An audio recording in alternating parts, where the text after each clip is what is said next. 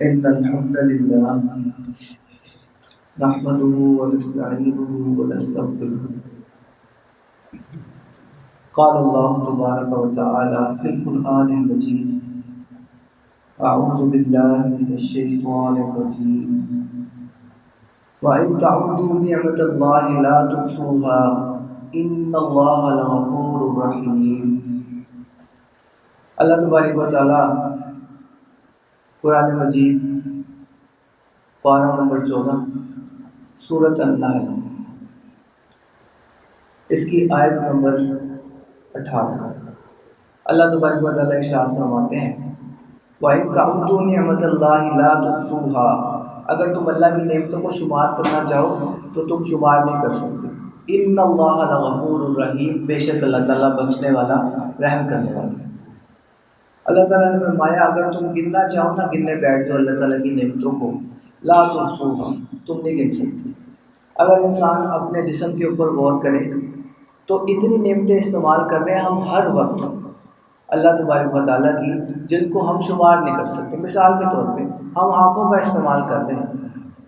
ان آنکھوں کے اوپر اگر ہم غور کریں تو ان آنکھوں سے باریک باریک نالیاں ہمارے دماغ تک جا رہی ہیں. جو بھی ہم عکس دیکھتے ہیں وہ ہماری آنکھ کے اندر الٹا بنتا ہے.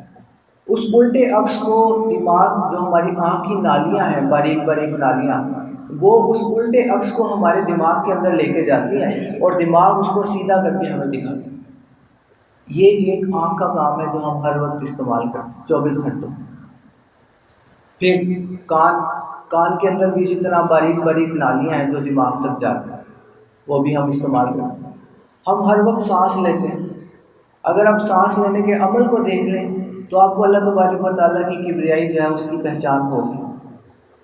ہم جو سانس لیتے ہیں وہ ہم ہوا سے جو مواد ہیں، آکسیجن اور کاربن ڈائی آکسائڈ، دونوں چیزیں ہم اپنے اندر لے کے جاتے ہیں، اور اس کے بعد ہمارے پھیپھڑے اسی جو ہم مواد اندر لے کے جاتے ہیں اس سے صاف چیز یعنی آکسیجن کو نکال کے اور کاربن ڈائی آکسائڈ کو واپس ہمارے جسم سے باہر نکالتے ہیں. اس کے بعد آپ معدے کا کام دیکھ لیں. جب ہم خوراک کھاتے ہیں ہمارا معدہ ایک مشین کا کام کرتا ہے، جو کہ مشین معدے کو ہضم کرنے کا کام کرتی ہے اور اس کے اندر تیزاب پیدا ہوتے ہیں. وہ تیزاب کھانے کو ہضم کرتے ہیں اور اس کے بعد وہ مواد ہمارے جسم کے اندر استعمال ہوتا ہے، اور وہ مواد ٹھوس شکل میں نہیں بلکہ مائع شکل میں ہمارے جسم کے اندر استعمال ہوتا ہے. جو ٹھوس حصہ ہوتا ہے وہ ہمارے جسم سے باہر نکل جاتا ہے اور جو بھی گند ہوتا ہے وہ ہمارے جسم سے باہر نکلتا ہے. بے شمار نعمتیں ہیں، ابھی میں جو ہے نا وہ سب کا ذکر نہیں کروں گا. اتنی نعمتیں ہم اللہ تبارک و تعالیٰ کی ہر وقت استعمال کر رہے ہیں. تو اللہ تعالیٰ نے فرمایا وَإِن تَعُدُّوا نِعْمَةَ اللَّهِ لَا تُحْصُوهَا، اگر تم اللہ کی نعمتوں کو شمار کرنا چاہو تم شمار نہیں کر سکتے. اب یہ سب کچھ اللہ تبارک و تعالیٰ نے کس کے لیے بنایا؟ ہمارے لیے. اگر آپ قرآن کو بغور مطالعہ کریں تو آپ کو سمجھ آئے گی کہ اللہ تعالیٰ نے بار بار قرآن میں ارشاد فرمایا ان پہاڑوں کی طرف دیکھو، یہ سورج، یہ چاند، یہ سب کچھ میں نے بنایا کس کے لیے؟ انسان، تیرے لیے. اور تجھے کسے بنایا؟ تجھے کس کے لیے بنایا میں نے؟ اپنے. یہ ساری نعمتیں تو استعمال کر، جانور مویشی استعمال کر، پہاڑ، نباتات، معدنیات، جو تیرے لیے میں نے بنایا تو سب استعمال کر. یہ سب تیرے فائدے کی چیزیں ہیں. یہ سب کچھ میں نے بنایا تیرے لیے اور تجھے میں نے بنایا اپنے لیے. اب اللہ تعالیٰ کی یہ ساری نعمتیں ہیں، لیکن اللہ تعالیٰ نے ہمیں کچھ نعمتوں کا احسان جتلایا. لَقَدْ مَنَّ اللَّهُ عَلَى الْمُؤْمِنِينَ إِذْ بَعَثَ فِيهِمْ رَسُولًا، یقیناً احسان کیا اللہ تعالیٰ نے مومنین پر جب ان میں رسول کو مبعوث فرمایا. یہ ساری نعمتیں اللہ تعالیٰ نے ہمیں دی، لیکن اللہ تعالیٰ نے کچھ نعمتوں کو کہا کہ میں نے تمہارے پہ احسان کیا. اور احسان کیا کیا؟ تمہارے پہ رسول بھیجا. رسول کے ذریعے کیا دی؟ ہدایت دی. تو اللہ تعالیٰ کی ساری نعمتیں موجود ہیں، لیکن آپ جانتے ہیں اللہ کی سب سے بڑی نعمت کیا ہے؟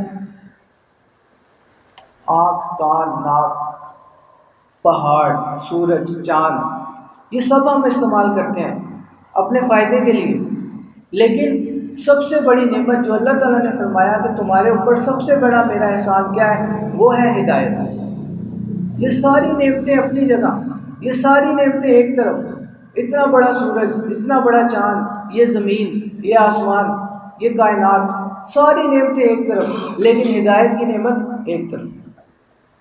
سب سے بڑی نعمت اگر اللہ تبارک و تعالیٰ نے انسان کو دی ہے وہ ہدایت، اگر کسی کو مل جائے تو۔ اور ہدایت یاد رکھیں جھولی میں نہیں ڈلے گی، مانگنی پڑے گی، ہدایت مانگنی پڑے گی۔ تو نماز میں اگر آپ غور کریں تو قیام میں کھڑے ہوئے ہم سب سے بڑی چیز جو اللہ تبارک و تعالیٰ سے مانگتے ہیں، ہم اللہ تعالیٰ کو واسطے دیتے ہیں، رب العالمین، الرحمن الرحیم، مالک یوم الدین، ایاک نعبد و ایاک نستعین، یہ سارے واسطے اللہ تعالیٰ کو دے کے ہم ایک چیز اللہ تعالیٰ سے مانگتے ہیں۔ کیا چیز مانگتے ہیں؟ وہ سب سے بڑی بات جو ہم اللہ تعالیٰ سے مانگیں، اہدنا الصراط المستقیم، اے اللہ تو ہمیں سیدھا راستہ دکھا دے۔ اور میں نے کل بھی اس بات کا ذکر کیا، اگر میں اہدنا کی تشریح کروں تو علماء نے اہدنا کی تشریح کی ہے۔ آپ ایک انجان شہر میں جاتے ہیں، آپ کو کوئی راستہ نہیں پتہ، آپ وہاں جا کے کسی بندے سے کہتے ہیں کہ بھائی مجھے راستہ بتا دو، میں نے اس منزل پہ جانا ہے۔ وہ بندہ آپ کو کہتا ہے بھائی آپ یہ سیدھی سڑک پہ جاؤ، آگے جا کے ٹرن آئے گا، آپ لیفٹ ہو جانا، آگے جا کے ٹرن آئے گا، رائٹ ہو جانا، اور اس کے بعد سامنے دیکھو گے آپ کی منزل آ جائے گی۔ اگر آپ کسی دوسرے شخص سے راستہ پوچھیں، وہ کہے یار میں اسی طرف جا رہا ہوں، آپ میرے ساتھ آؤ، میں آپ کو آدھے راستے میں اتار دیتا ہوں، اس کے بعد میں آپ کو بتا دوں گا کہ آپ نے کہاں سے کہاں جانا ہے، آپ وہاں سے وہاں چلے جانا، وہ آپ کی منزل ہے۔ یہ آپ نے راستہ پوچھا، لوگوں نے آپ کو راستہ بتایا۔ لیکن ایک تیسری شکل بھی ہے اس کی۔ وہ تیسری شکل کیا ہے؟ آپ کسی سے راستہ پوچھیں کہ مجھے اس جگہ پہ جانا ہے، میری منزل وہ ہے، اور وہ شخص کیا کرے؟ آپ کا ہاتھ پکڑے، آپ کا ہاتھ پکڑے، اپنی سواری پہ بٹھا لے، اور اس کے بعد جس جگہ آپ نے جانا ہے وہ اس جگہ آپ کو اتار کے آئے۔ یہ ہے اہدنا۔ اگر اس کو غور کریں اس کے اوپر تو یہ ہے اہدنا۔ ہم اللہ تبارک و تعالیٰ سے یہی کہتے ہیں اہدنا الصراط المستقیم، اے اللہ ہمیں سیدھا راستہ دکھا دے۔ تو وہ سیدھا راستہ جو ہم اللہ تبارک و تعالیٰ سے مانگتے ہیں، اگر آپ غور کریں ہم نے بہت بڑی چیز اللہ تعالیٰ سے مانگی، بہت بڑی چیز نماز کے اندر، جو اللہ کی سب سے بڑی نعمت ہے۔ اللہ تعالیٰ نے فرمایا نا وَإِن تَعُدُّوا نِعْمَتَ اللَّهِ لَا تُحْصُوهَا، تم اللہ تعالیٰ کی نعمتوں کو شمار نہیں کر سکتے، لیکن سب سے بڑی نعمت اللہ تبارک و تعالیٰ کی وہ ہدایت ہی ہے، وہ سیدھا راستہ ہی ہے، وہ جنت ہی ہے۔ تو اللہ تبارک و تعالیٰ نے، ہم اللہ تبارک و تعالیٰ کو کچھ واسطے دے کے، سورۃ الفاتحہ کے اندر واسطے دیتے ہیں اللہ تعالیٰ کو، اے اللہ تو تمام کائنات کا تو پالنے والا، تو سب سے بڑا مہربان، تو سب سے زیادہ رحم کرنے والا، تو اس دن کا مالک جس دن تمام فیصلے ہوں گے، تو اس دن کا مالک ہے، اور ہم تیری عبادت کرتے ہیں، ہم تجھی سے مدد مانگتے ہیں۔ یہ ساری باتیں کرنے کے بعد ہم ایک چیز اللہ تعالیٰ سے مانگتے ہیں، اہدنا الصراط المستقیم، اے اللہ تو ہمیں سیدھا راستہ دکھا دے۔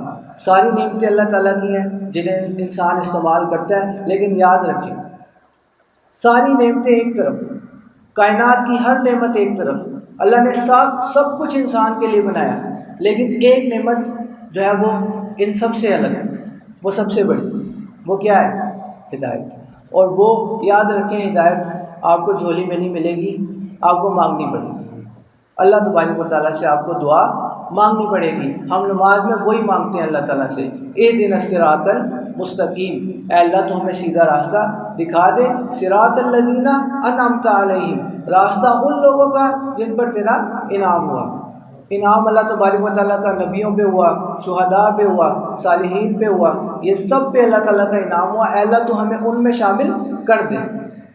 غیر المغضوب علیہم، نہ کہ ان لوگوں کا راستہ یا اللہ جن پہ تیرا غضب ہوا۔ اللہ تبارک و تعالیٰ کا غضب یہودیوں کے اوپر ہوا، اور ہم کہتے ہیں ولا الضالین، اور نہ گمراہ۔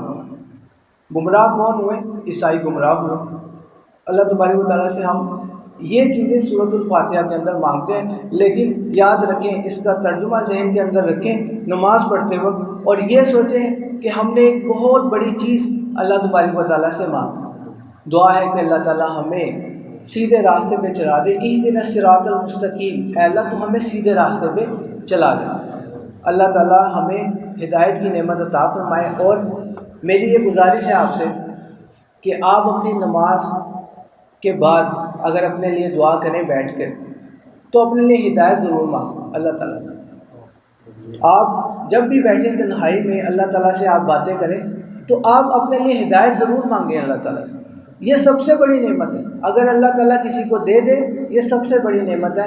اور وہی بات وَإِن تَعُدُّوا نِعْمَتَ اللَّهِ لَا تُحْصُوهَا، تم اللہ تعالیٰ کی نعمتوں کو شمار نہیں کر سکتے، لیکن سب سے بڑی نعمت اللہ تعالیٰ سے مانگنا۔ اللہ تعالیٰ ہمیں ہدایت نصیب فرمائے۔ اقول قولی ھذا استغفر اللہ لی و لکم۔